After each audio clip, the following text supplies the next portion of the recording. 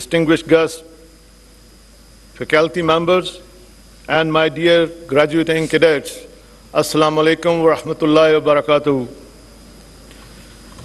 It is a matter of great honor for me to attend passing out parade at Pakistan Military Academy at Kakul.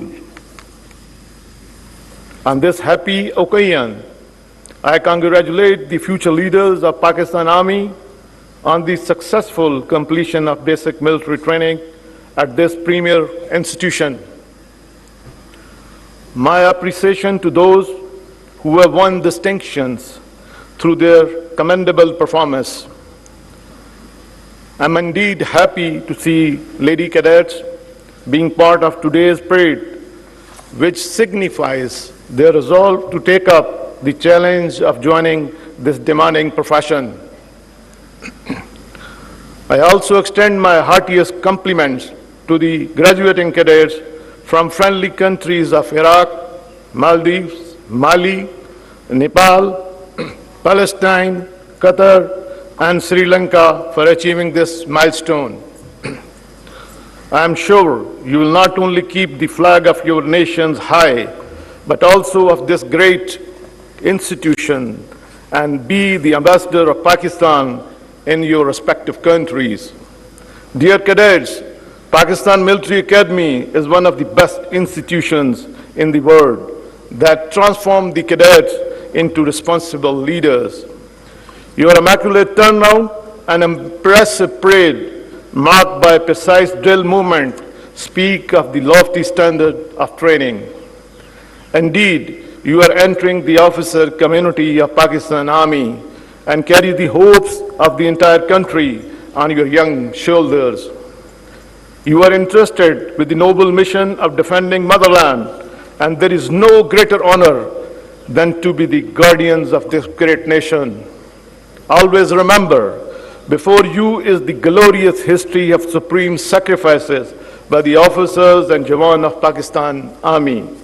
Therefore, joining this elite force places upon you the responsibility of upholding the proud legacy of Shuhada and Ghazis of this great institution. As such, you must be a symbol of valor and courage for your men and lead them by personal example. Your primary obligation is to train and prepare your undercommand to defend the motherland, even at the cost of own lives. Ladies and gentlemen, I am proud that the defense forces of Pakistan are professionally competent and well-trained to cope with all internal and external challenges. Alhamdulillah, they are equipped and trained in line with the dictate of modern warfare parameters. This capability was amply demonstrated by Pakistan's resolute and unified response during Marka-e-Haq Operation Bunyan Mansoor in May 2025, which stunned the entire world.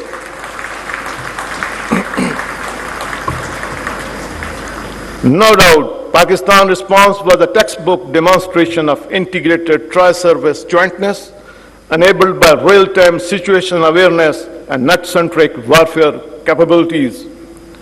This synergy across land, air, and sea forces allowed for precision engagements, overwhelming lethality, and rapid tempo. Certainly, this resounding success was the outcome of unified approach by all the elements of national power and above all, Allah's special blessing.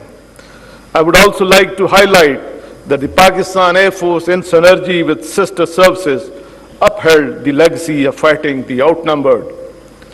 Pakistan Air Force not only shot down the enemy's most modern and capable aircraft during intense and longest BBR battle of aerial history, but also struck bases and ground assets deeply into adversary territory from north to south with precision. Besides neutralizing state-of-the-art defense system S-400, as well as command and control center at different places. Indeed, the enemy was utterly surprised by Pakistan Air Force indigenous developed homegrown kill chain, comprising unmanned system, electronic warfare, equipment, space, and cyber capabilities.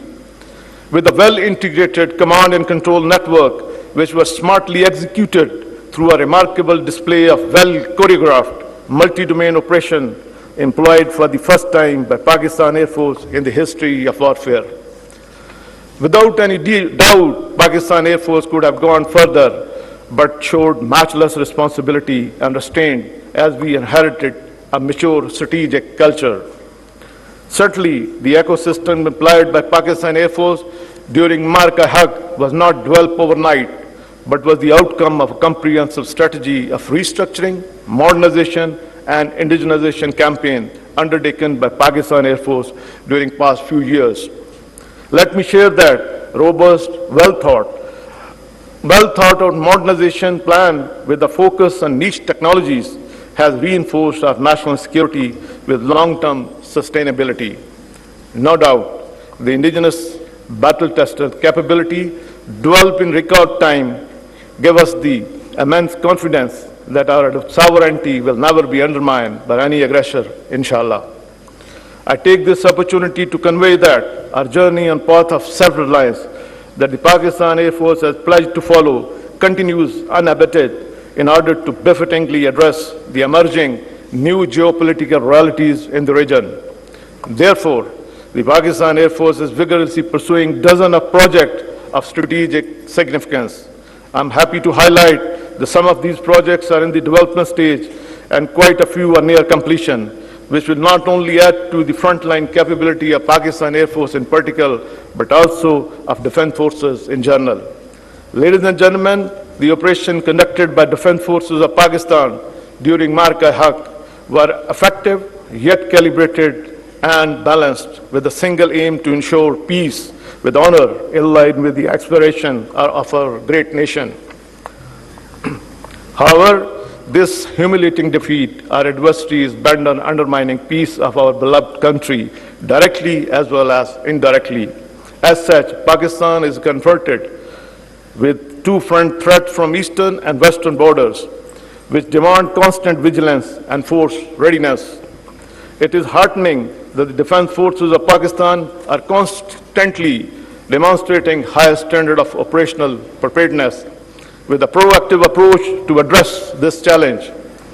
Here I must appreciate the matchless sacrifice by the Pakistan Army and paramilitary forces, especially in the war against terrorism.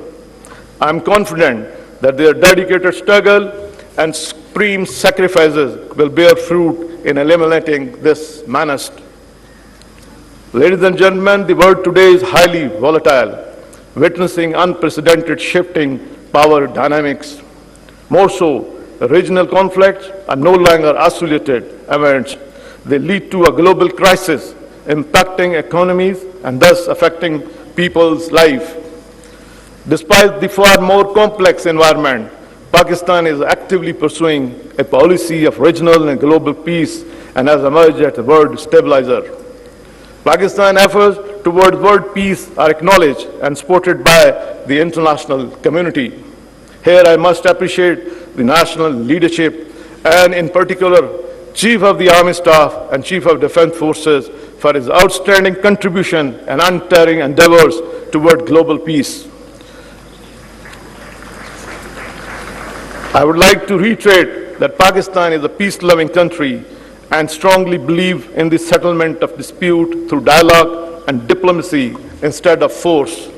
While Pakistan has full capability of befittingly respond to any aggressor, we expect a mature stance from the adversary to resolve the issue of Indian illegally occupied Jammu and Kashmir in accordance with the United Nations resolution and aspiration of Kashmiri people.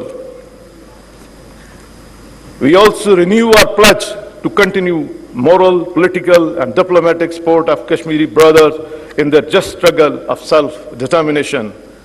Ladies and gentlemen, before I conclude, I would like to especially commend the Commandant Pakistan Military Academy and his well-motivated and professionally competent team for their concentrated effort towards training and grooming of this energetic youth. I once again congratulate the graduating cadets and distinction holder on their well-deserved accomplishment. I also offer my congratulations to their parents and family. May Allah grant us strength to serve our beloved country with honor, dignity, and responsibility in line with the finest tradition of our predecessor. Ameen. Pakistan Army, Zindabad. Pakistan, Paindabad.